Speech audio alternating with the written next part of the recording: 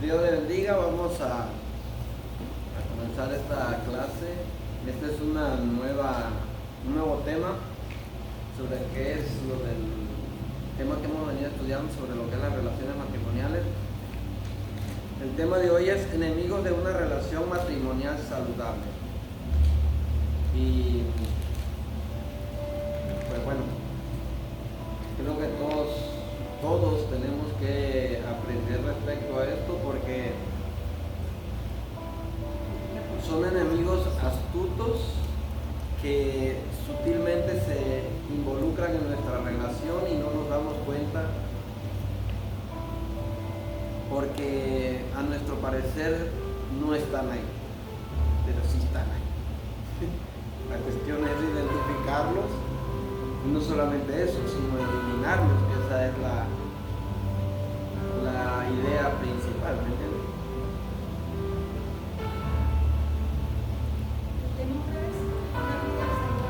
El tema es enemigos de una relación saludable.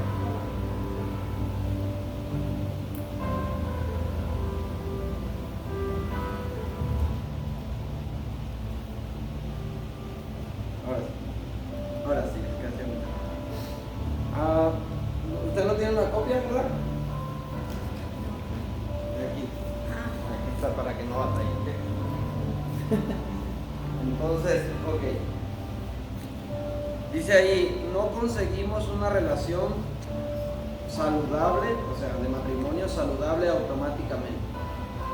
Eso es el ideal que a veces nos han hecho creer, que una relación matrimonial vivieron felices para siempre y que ya se va a dar automáticamente conforme pasa los años.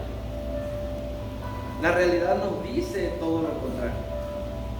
Dice, debemos de vivir en forma cautelosa y luchar con fortaleza y en unidad para vencer los enemigos de la relación matrimonial.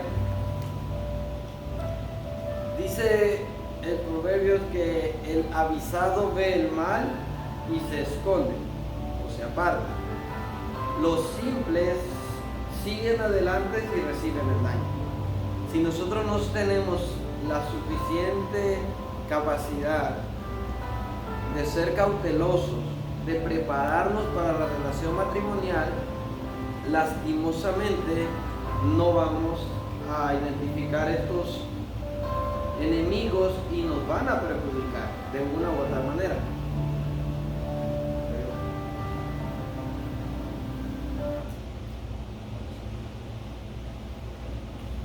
Ahora, es triste, pero todos necesitamos aprender día con día de cómo relacionarnos interpersonalmente, y más con una persona que es totalmente diferente a nosotros, porque cromosómicamente, o sea, a nivel celular, es diferente un hombre de una mujer. La gente cree que eso no afecta, pero la realidad es otra. La mujer no puede mirar la vida como el hombre la ve, ni el hombre puede mirar la vida como una mujer la ve. Si nosotros nos preparamos para eso, vamos a tener grandes conflictos. Cada uno de los problemas que se tienen que enfrentar en el transcurso de la vida, toda persona los tiene que enfrentar en la nueva vida en Cristo. Estos cursos son para las personas que creen. Hay personas que yo no les puedo enseñar esto porque no tienen una cosmovisión cristiana.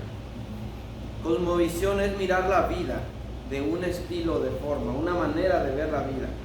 La cosmovisión cristiana es totalmente contraria a la cosmovisión mundanal. La cosmovisión cristiana nos enfoca en Cristo, lo que Él quiere, lo que Él demanda, lo que Él ha ordenado, tenemos que seguirlo, porque si no es así, entonces a lo mejor ni somos hijos de Dios. Si a usted no le interesa lo que Dios opine de sus relaciones matrimoniales, de su relación interpersonal, de su relación personal con Dios, de su relación íntima con ese encuentro con el Espíritu Santo y usted, si a usted no le importa lo que Jesucristo hizo en la cruz del Calvario para redimir de sus pecados, si a usted no le interesa nada de eso, su cosmovisión no es bíblica. Y si a usted no le importa eso, a lo mejor usted no es un creyente genuino. Puede ser un creyente secular, si le quiere llamar algún nombre, pero los verdaderos hijos de Dios, los que son salvados y los que están eternamente seguros, esas personas piensan en todo lo anterior. Nosotros tenemos que evaluarnos. ¿Realmente estoy haciendo las cosas como Dios quiere que yo las haga? ¿O como yo me las he imaginado? ¿O como alguien me las ha enseñado, aunque sean sinceras? Por eso dice que tenemos que enfrentar la vida nueva que Cristo nos ha dado. Dice, es saber cómo debemos actuar y responder en cada situación en la vida. Todos tenemos problemas matrimoniales. Muchos terminan en el divorcio, muchos terminan totalmente destruidos, lastimados, no les importa a sus hijos, no les importa la relación hermosa con cual empezaron, sino simplemente les importa que ya no sienten nada, les importa que ya no están viviendo como ellos se imaginaron o como les contaron o como ellos esperaban. Y la solución principal es el divorcio. Cada quien agarra por su camino y ya. Eso es una triste realidad porque se mira la falta de compromiso y la poca importancia que le tienen a la relación matrimonial. Para que nosotros podamos responder como Dios nos demanda, debemos poder tener bajo sujeción la carne, o dicho en palabras más simples, no dejarnos dominar por nuestras emociones y sentimientos. La gente responde mal porque no le importa lo que Dios está pensando en ese momento que Él actúa. Yo puedo estar orando todo el día, yo puedo estar ayunando días, puedo estar leyendo la Biblia todo el tiempo, y si yo respondo con pecados, todo lo que hice no sirvió de nada. La palabra de Dios me dice, airaos, mas no pequéis. En el momento que yo tengo un conflicto con alguien, y hablando con la relación conyugal, por X razones, cuando yo respondo mal en mi relación conyugal, estoy pecando. Y toda mi vida espiritualizada ha quedado derrotada. La palabra de Dios dice, acercaos a Dios y Él se acercará a vosotros. En otra parte dice, resistid al diablo y Él huirá de nosotros. Pero ¿cómo va a huir? La clave es, someteos pues a Dios. Eso es lo que dice la primera parte del versículo. Resistid al diablo. Si yo realmente quiero ser un vencedor en las cosas que son espirituales, entonces lo primero que yo tengo que hacer es someter mi vida a Dios. ¿Y qué es eso? Eso es lo difícil. Porque tengo que actuar como Dios me demanda. No basado en mis sentimientos, ni mis emociones, ni las cosas que me provocan, sino conforme Dios me lo demanda.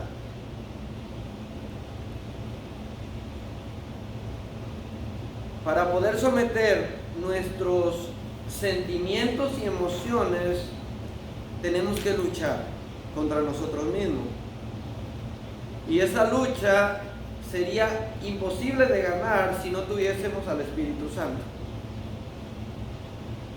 Para poder lograr, en sus notas dice, para poder lograr eso, o sea, responder apropiadamente, el Señor nos ha brindado su Espíritu Santo, pero no debemos de esperar que Dios haga todo por nosotros. nosotros debemos aprender a desarrollar nuestro dominio propio.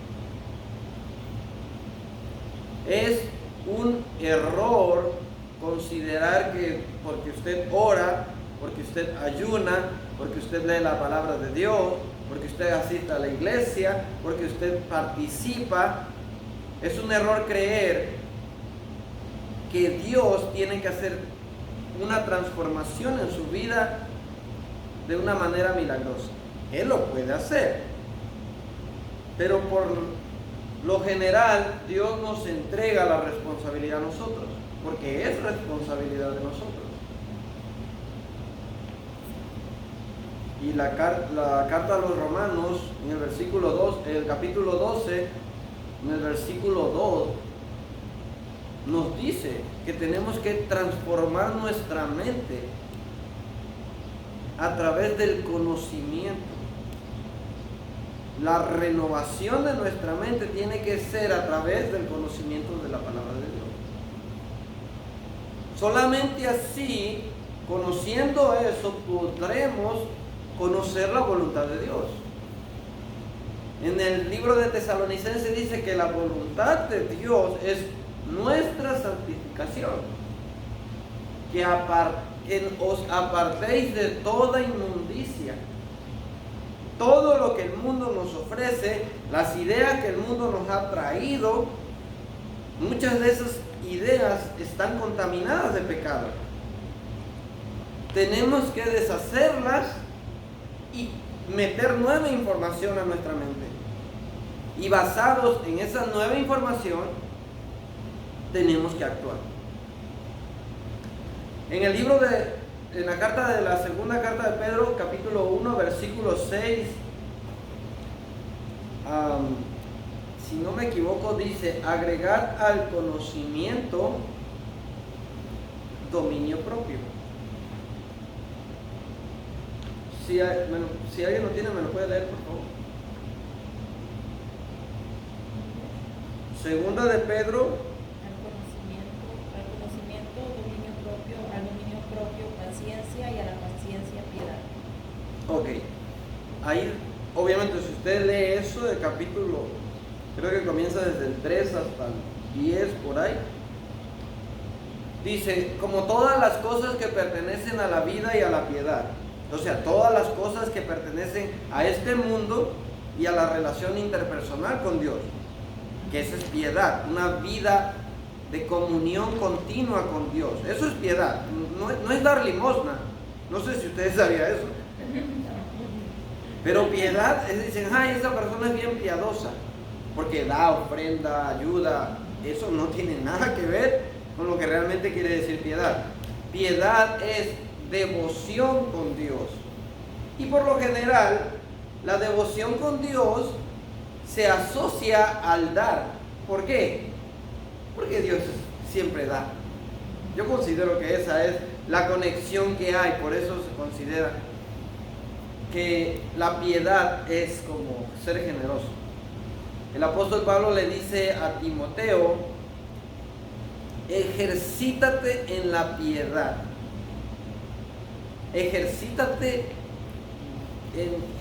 en los pasos que Dios te demanda para que seas unido a Él. Entonces, Pedro dice: como todas las cosas que pertenecen a la vida y a la piedad ya nos han sido dadas por su divino poder, mediante el conocimiento de aquel que nos llamó. Todas esas cosas ya están en el pasado. Por su gloria. Eso es presente, porque la gloria de Dios nunca pasa. Por su gloria y excelencia, por la cual nos ha dado grandísimas y preciosas promesas. Y luego dice: así que a nuestra fe hay que agregarle virtud, y a la virtud hay que agregarle, ¿qué, perdón? Conocimiento. Y al conocimiento, ¿qué hay que agregarle? Dominio propio, que es lo que estamos viendo ahorita. O sea, primero usted cree. Segundo, usted tiene que obtener conocimiento de quién, de la nueva fe que usted obtuvo. Y a ese conocimiento usted se tiene que sujetar. Y Y es que si antes yo tenía una idea de que en mi casa yo mandaba y que me tenían que atender como rey porque yo era el marido y porque la mujer está sumisa al marido, esa es la idea del mundo. Entonces, ahora el conocimiento que viene a través de mi nueva fe dice: no, Señor, someteos los unos a los otros, maridos, amad a vuestras mujeres como Cristo amó a su iglesia, que se entregó a sí mismo para amarla y santificarla. Entonces yo tengo que entender que no es que yo tenga todo el derecho sobre mi familia, sino que yo tengo una grande responsabilidad para servirlos a ellos. Entonces, pero cuando yo tengo ese conocimiento no me agrada, porque yo estoy acostumbrado a reaccionar de una manera diferente. Entonces, cuando yo tengo ese conocimiento, entonces el Señor me demanda que yo actúe de ese modo. La palabra de Dios dice que al que mayor conocimiento tiene, mayor demanda se le hace. Ahora, el dominio propio yo tengo que ejercitarlo. Y es que si antes yo respondía mal, si antes yo tenía la idea de que a mí me tenían que servir y no yo servir a los demás, entonces yo tengo que sujetarme a eso porque Dios me lo pide. No me lo pide mi esposa, no me lo pide mi esposo, me lo pide la palabra de Dios. Y si yo realmente quiero tener una relación cercana de intimidad con Dios, tengo que hacerle caso a lo que Dios me dice. Entonces, ¿qué es el dominio propio? Porque todo mundo habla del dominio propio, pero todo mundo tenemos falta de dominio propio en algunas áreas de nuestra vida. ¿Y qué es la falta de dominio propio? Es el comportamiento aprendido de responder de una manera automática. Hay dichos populares que dicen: yo soy como el cerillo, cuando me prendo pierdo la cabeza. Eso es falta de dominio propio. ¿Por qué? Porque está acostumbrado a responder de una manera automática. Por ejemplo, si alguien le viene y le ofende, usted dice: me ardió la cara. ¿Por qué? Porque usted se encendió en ira. Y esa ira no es malo que usted sienta molestia porque le ofendieron. De hecho, si usted no siente molestia porque le ofenden, usted tiene un problema. Ahora, ¿cómo va a responder a esa ofensa? Ahí es donde entra el dominio propio. Dice: el comportamiento aprendido de responder de una manera automática conforme lo indican sus emociones y actuando o reaccionando basado en su formación previa. Si a mí alguien viene y me da un empujón y a mí me enseñaron de toda la vida que yo no me debo de dejar de nadie, mi respuesta automática va a ser darle un golpe, porque esa es una respuesta aprendida. Usted actúa conforme a su mente se lo pide y no basado en una cosmovisión cristiana basada en altos estándares morales demandados por Dios. Estos estándares deben de ser cumplidos aunque a usted no le guste. Es palabra de Dios, dijeron los amigos católicos, palabra de Dios. Si el Señor me dice que yo tengo que amar, aunque a mí me caiga gorda la persona, yo tengo que aprender a amar. ¿Cómo? Como Dios me lo pide, no como yo quiero, no como la humanidad piensa. Pero si yo tengo una idea equivocada, yo no voy a saber amar. Entonces, el dominio propio es el controlarse para responder sin pecado ante cualquier situación que se me presenta en la vida que me exige el Señor. El Señor me exige que yo responda de una manera no impulsiva, sino de una manera que sea bíblica. En el segundo libro de Pedro, ahí donde estábamos leyendo, me pueden leer el versículo. Vuelve al punto ese que decías, ¿cómo? Porque ahorita le pregunto a la hermana, ¿cómo debo de amar a alguien que cae mal o que no se comporta bien de acuerdo a los principios de Dios?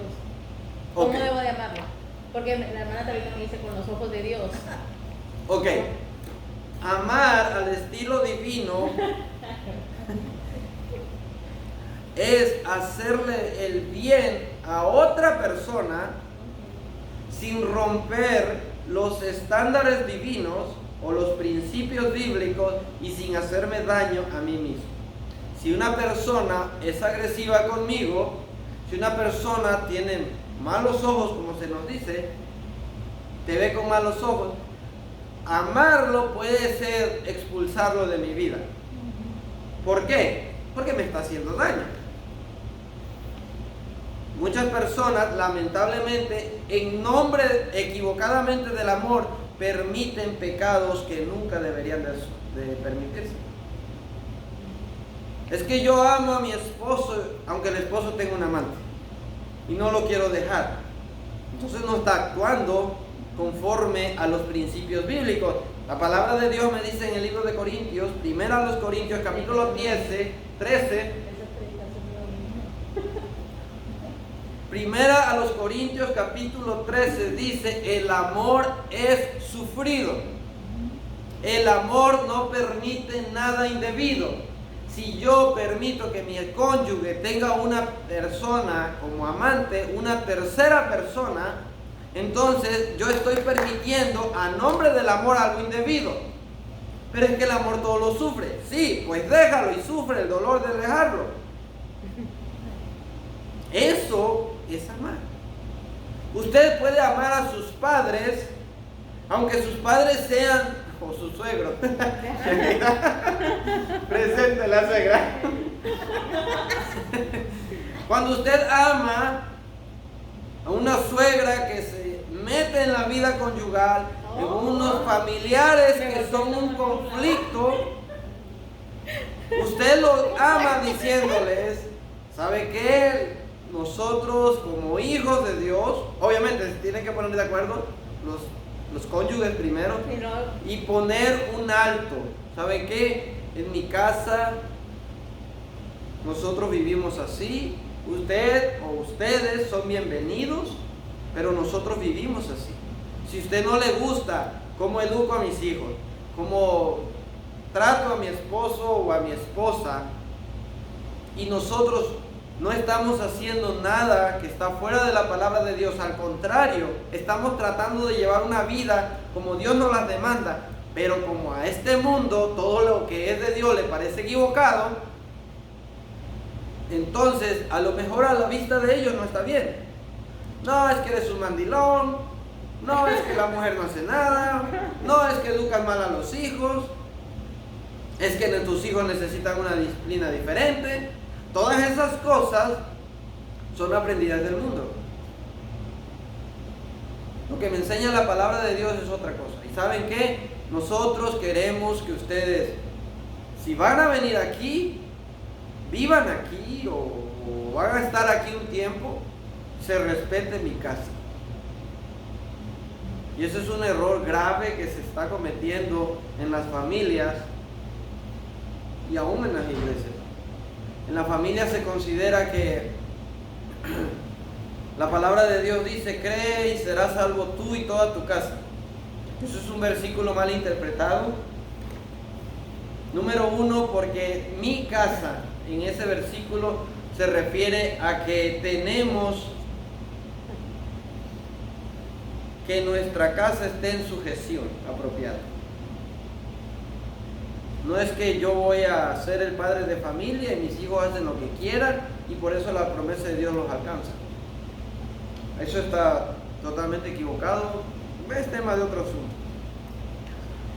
Ok, entonces hemos dicho claramente, segunda de Pedro capítulo 1, versículo 5 dice que nosotros con toda diligencia, ¿cómo dice? Exactamente. Vosotros también, poniendo toda diligencia por esto mismo, añadid a vuestra fe virtud, a la virtud conocimiento. Ok, ¿sí vieron lo que dice al principio? Lo que dice aquí en la nota dice, usted actúa conforme a su mente se lo pide, y no basado en una cosmovisión cristiana basado en altos estándares morales demandados por Dios. Estos estándares se deben de cumplir aunque no nos gusten, con toda diligencia, o sea, con toda preocupación, con todo enfoque, con toda dedicación. Usted tiene que agregar a su fe, a lo que usted ha creído, virtud.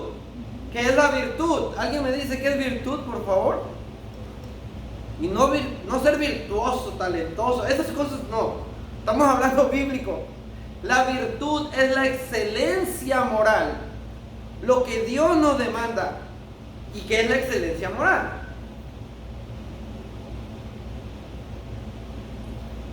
Excelencia moral es la moral bíblica demandada por Dios. Entonces, con toda diligencia nosotros tenemos que buscar la cosmovisión cristiana, bíblica, para nuestra manera de comportarnos. ¿Por qué? Porque ahora somos nueva criatura. Ahora ya no vemos la vida como la veíamos en el pasado. Eso es lo que nos enseña la palabra de Dios. La Biblia nos dice, porque antes éramos hijos de perdición. Dice, se me fue el avión. Dice, ahora vosotros en Cristo sois nuevas criaturas. Las cosas viejas pasaron. He aquí todas son hechas nuevas. Pero eso no pasa automáticamente. Usted tiene que llenar su mente de nueva información. Si usted no llena su mente de nueva información, seguirá actuando como en el pasado. Usted no puede hacer lo que no ha aprendido. Es ilógico creer que porque usted se hizo cristiano tendrá un matrimonio feliz. Usted puede ser el creyente más devoto y vivir de lo peor en su hogar. ¿Por qué? Porque si usted no ha obtenido con diligencia, como dice Pedro, la nueva información que usted debe de tener en su mente, entonces usted seguirá actuando como actuaba antes, basado en su aprendizaje previo. Como dice aquí, en el comportamiento aprendido. Si usted tiene su mente llena de malas palabras, porque así vino del mundo, cuando alguien le haga enojar, tal vez usted responda con malas palabras, porque eso es automático.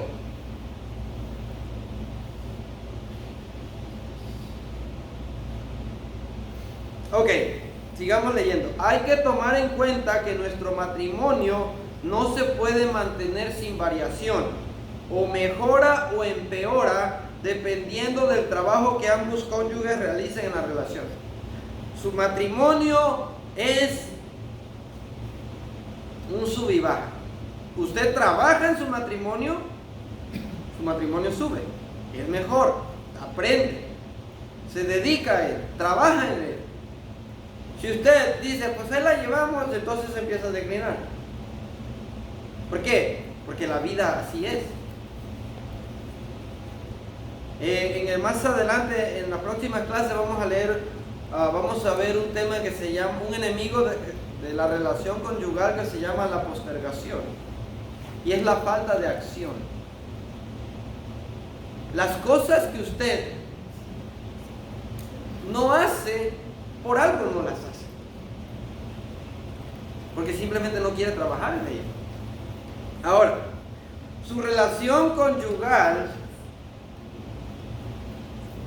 o va a mejorar o va a empeorar, pero nunca se va a mantener. Si usted trabaja, va a mejorar. Si usted no trabaja, lamentablemente va a empeorar. Porque las emociones son cambiantes. Usted varía su manera de actuar conforme sus emociones, sus sentimientos. En las mujeres, sus cambios hormonales se lo exigen. Y ahí es donde usted, conforme al conocimiento previo de la palabra de Dios, usted tiene que actuar.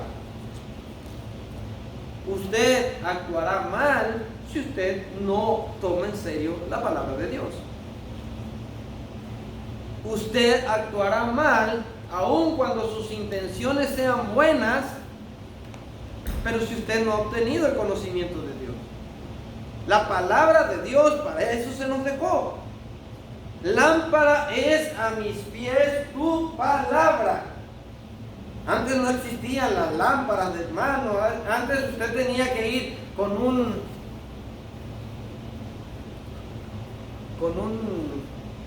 mechón de fuego y iba alumbrándose así el camino. Porque antes no existían las linternas. Por eso, lámpara es a mis pies tu palabra y lumbrera en mi camino. Ahora, la palabra de Dios no sirve de nada si usted no decide aplicarla. La Biblia nos enseña en 1 de Pedro, como estábamos viendo, así que con toda diligencia añadid a vuestra fe virtud. Ya dijimos que la virtud es la excelencia moral. A la excelencia moral tenemos que agregarle el conocimiento. ¿Por qué primero la excelencia moral antes del conocimiento? Porque yo puedo obtener mucho conocimiento, pero puede ser equivocado.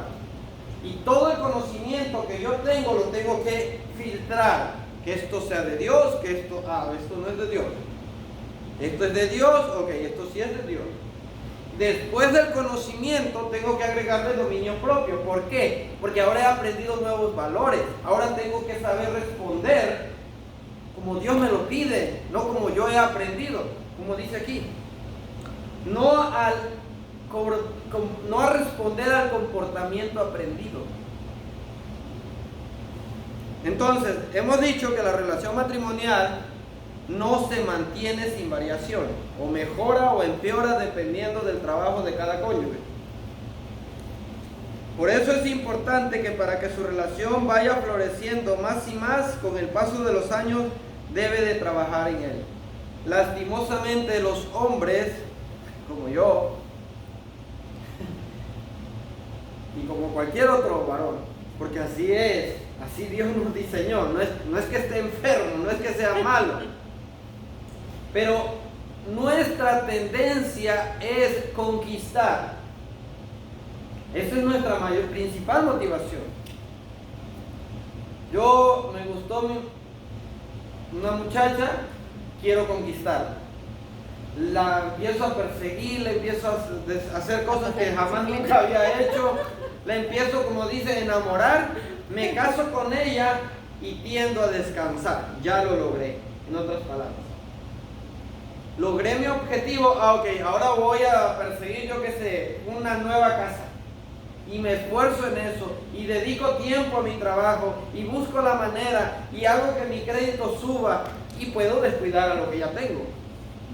¿Por qué? Porque nosotros estamos motivados a hacer conquista, a conquistar gobierno, a querer tener posesión de las cosas.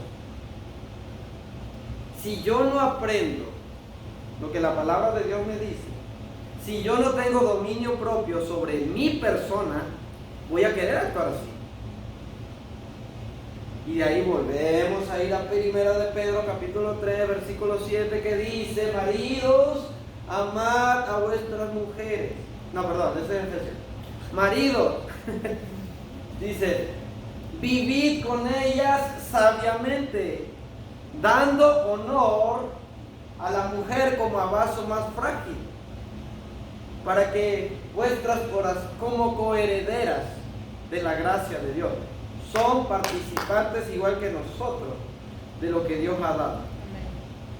Dice, con un propósito, para que sus oraciones no tengan estorbo. Es un pecado, bueno, no es pecado, es una pérdida de tiempo, que usted se puede estar matando y pelando las rodillas, orando, si usted tiene pecados. Si usted no trata a su esposa como Dios le demanda, usted está en pecado. Y Dios dice que no puede ser así. Dios resiste a los soberbios. ¿Por qué no dejamos entonces esta manera de vivir? Por nuestro orgullo. Cuando nosotros decimos, Señor, enséñame que estoy mal, entonces el Señor te dice, ok, tienes que amar a tu mujer, como dice Efesios, ahora sí, capítulo 5, dice, amad a vuestras mujeres como Cristo amó a la iglesia. Señor, enséñame, ¿cómo es eso? Ok, entonces voy a la palabra de Dios y empiezo a investigar qué es lo que Dios quiere, qué es lo que Dios hace por su iglesia. Ahora, Señor, ¿qué es lo que tú me quieres decir con esto? ¿Y qué voy a hacer para amar a mi esposa bien? Dice, se entregó a sí mismo para amarla, santificarla. Tengo que apartarla para mí. Tengo que hacer que todas las cosas que a ella le puedan afectar, cuidarla de ella misma, porque son un peligro para ella misma. Entonces tengo que saber amar. Es que yo no sé amar. No, pues va a tener que aprender. Esa es la vida de un cristiano. La vida de un cristiano no es nomás venir a la iglesia y ya. La vida de un cristiano es que tome en serio a Dios, que lo que Dios le pida es lo que usted querrá hacer. Y si no puedo, Señor, es que soy un miserable de mí, ¿quién me librará de este cuerpo de muerte? El apóstol Pablo, vaya ahí al libro de Romanos, capítulo 7, si no me equivoco, y dice, gracias doy a Dios por medio de Jesucristo, el cual... Porque ya Cristo hizo todo esto, lo que usted no podía hacer, Él lo logró. Y dice, ya no estarán más solos, porque hay muchas cosas que no pueden llevar ahora. Pero cuando el Espíritu Santo venga, si usted es un hijo de Dios, tiene el Espíritu Santo. Y si alguno no tiene el Espíritu de Cristo, no es de Dios, así de simple. Bueno, vamos a terminar. Para combatir estos enemigos, o sea, de la relación matrimonial saludable, para combatir estos enemigos de raíz, se debe de trabajar en equipo en una relación de confianza, de comunicación y de deseo para superar cada obstáculo que hay, que hoy les están afectando. ¿Y cuáles son esos enemigos? La próxima semana, si Dios nos permite, vamos a comenzar con lo que es la rutina. Ese es un enemigo fastidioso. Y les digo, son enemigos que tal vez usted ni los nota, pero que sí afectan. Comenzando por la rutina. Es una actitud elegida que daña lo bueno. Hay cosas que son rutinarias que eso no lo puede cambiar. La rutina, comenzamos con el primer enemigo de la relación saludable, de la relación conyugal saludable, la rutina. La gente se aburre. ¿Por qué? Porque no hay nada diferente. Usted me puede decir ¿cuál es la comida más favorita de alguien? Chile relleno. De mi esposa es el chile relleno. Y yo creo que ella sí sería la única que no se aburriría de comer eso. Pero le puedo decir que si yo le sirviera todos los días chile relleno, después de un mes ya no va a querer ni verlo. ¿Por qué? Porque es algo rutinario. Se hace fastidioso, se hace tedioso, se hace cansón, como digo yo. Le falta sabor. Pierde el sabor. Hace muchos años, cuando yo era joven y niño, Hace muchos años cuando yo era niño, ¿cómo me gustaba la Coca-Cola? Le tenía un sabor. Y ahorita ya no se me hace así. ¿Por qué? Cancitos muy buenos. Esas cosas cansan. Usted puede disfrutar de su matrimonio, yo qué sé, todos los días va al trabajo y la esposa se levanta gustosa a hacerle de comer y allá el marido se come la comida toda fea con los mejores gustos de su vida y regresa a casa y todo es luna de miel. Pero después de un tiempo eso se va a aburrir y no puede mantenerse así toda la vida.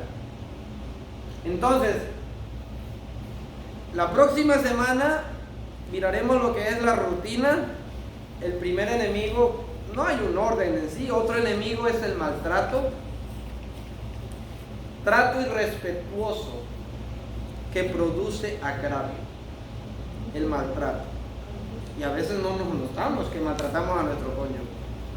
Otro enemigo para la siguiente clase va a ser la postergación. Aplazamiento destructivo de las cosas que son urgentes. O sea, dejar. Yo le decía a mi hijo, ¿sabes qué es eso? Y decía, no. Es dejar para mañana lo que debes de hacer hoy. Aplazar las cosas. Otro enemigo. Y si gustan, todos están invitados. Los jóvenes, prepárense hoy para enfrentar el mañana. La palabra de Dios dice que con qué limpiará el joven su camino, con guardar su palabra. Si ustedes no se preparan para el matrimonio hoy, mañana que se casen, sufrirán pasado mañana los estragos que hoy no quisieron aprender. Porque eso no es que yo lo diga porque les deseo mal, es que eso es la ley. ¿A quién se puede subir al techo y tirarse sin partirse la cara? Es una ley, la ley de la gravedad.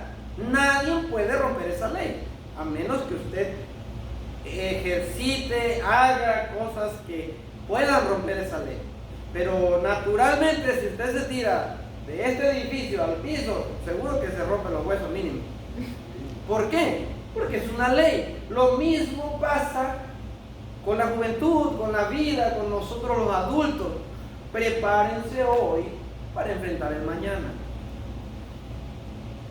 La Biblia tiene muy claras especificaciones para los jovencitos. Para los casados tiene directrices muy claras. ¿Por qué la gente no está aquí? Lastimosamente porque hay cosas más importantes que sus relaciones. O tal vez todo va bien, que yo lo dudo mucho.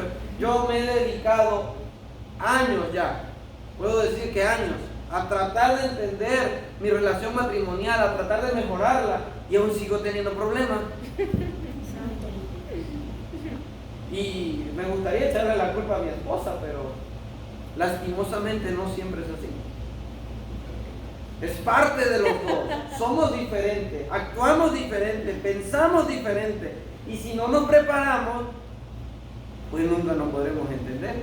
Si no nos podemos entender, no podemos salir victoriosos, como la palabra de Dios nos dice. Eso estudiando, ahora no estudiando.